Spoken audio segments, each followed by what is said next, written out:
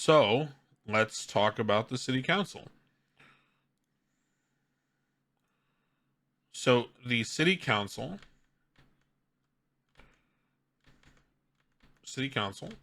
is going to be the method by which all legislation occurs. Obviously, there is. Turn this down real quick. There is precedent-setting um, court cases, right? And those can still enact common law. But in terms of direct legislation, Nopixel is going to have a representative government. So what does that mean? It means that legislation that different groups want to push will not just flow through the DOJ any longer.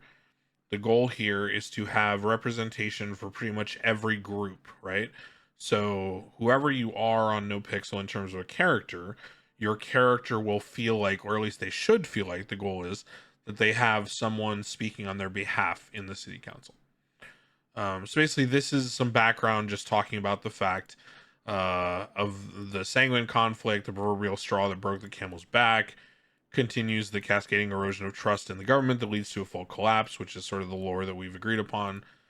Um, Talking about how we need to like move on and find better ways to operate. Um, Talking about how we lost faith in the very social contract, the core of our ideals. Basically like no one had any faith in anything anymore, and everything kind of fell apart, right?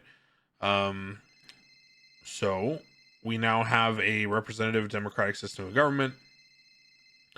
So it's a city council, which will be a panel made up of 8 representatives.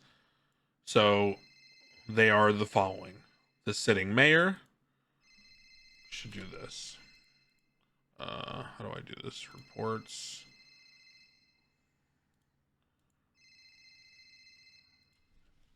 City council.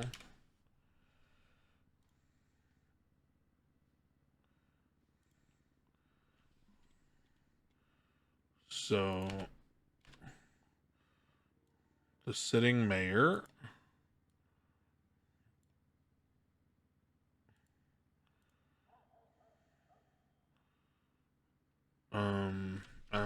we'll leave that how it is. I like how it is. So there's 8 roles. So there's the sitting mayor, the chief of staff, the deputy mayor, the chief justice of the DOJ, the head of the bar association, the healthcare liaison, the law enforcement liaison, and the treasurer. Each role has their own function. The system ensures that one voice does not drown out the many. So Olson, that will be addressed here. So there are checks and balances built into this system. So that's a good question. So the way that this is going to work is the mayor's seat is elected via majority vote from the citizens in a quarterly election. We found in 3.0 that mayors in 2.0 did not have a great amount of time in a 2-month period to really get established and do anything. And so the idea is that a 3-month period will give them time to actually do something in their first term, so they don't feel locked into having to get 2 terms just to get anything done. So these seats will be on a quarterly basis. The mayor seat still handles the same duties in terms of the day-to-day, like setting taxes, government payroll, the oversight of businesses, and other sundry managerial duties. The chief of staff seat will be selected and appointed by the mayor. So if you win the election, a really good bonus is that you get 2 votes on the city council right away, right? Because you're appointing a chief of staff, and that person, unless there's some crazy political issue, is going to likely vote with you.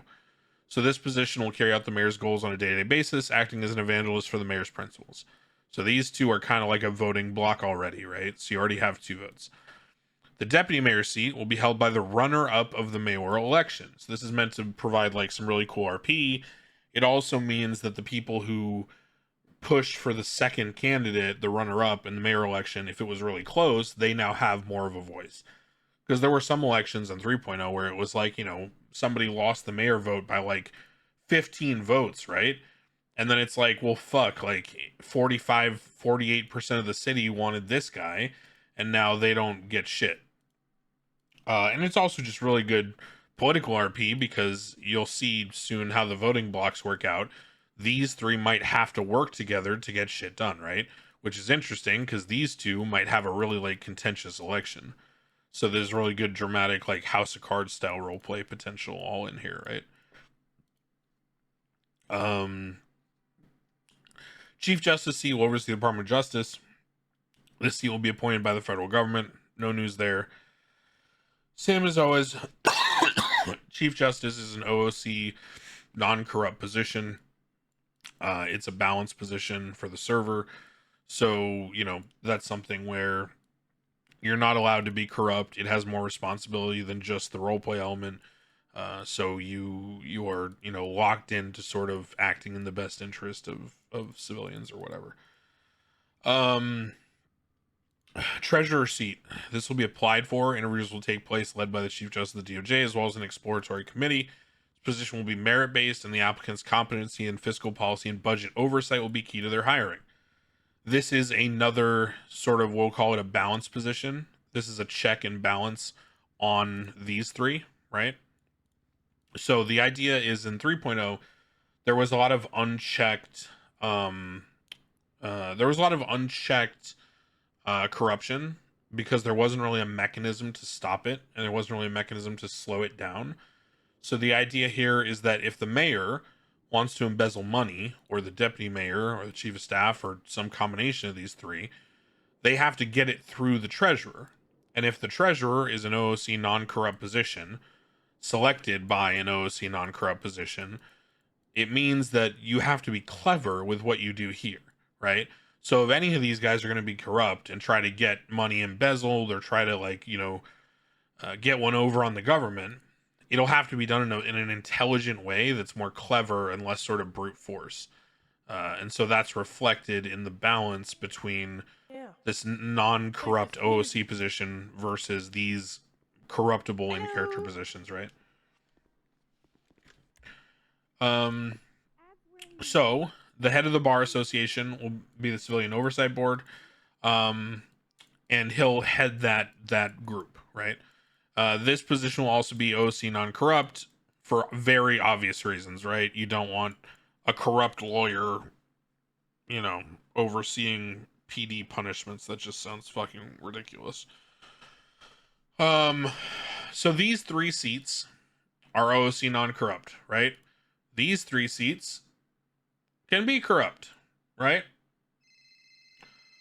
So you can see a very clear breakup of how legislation will get pushed, who will push for what, how, and why, right?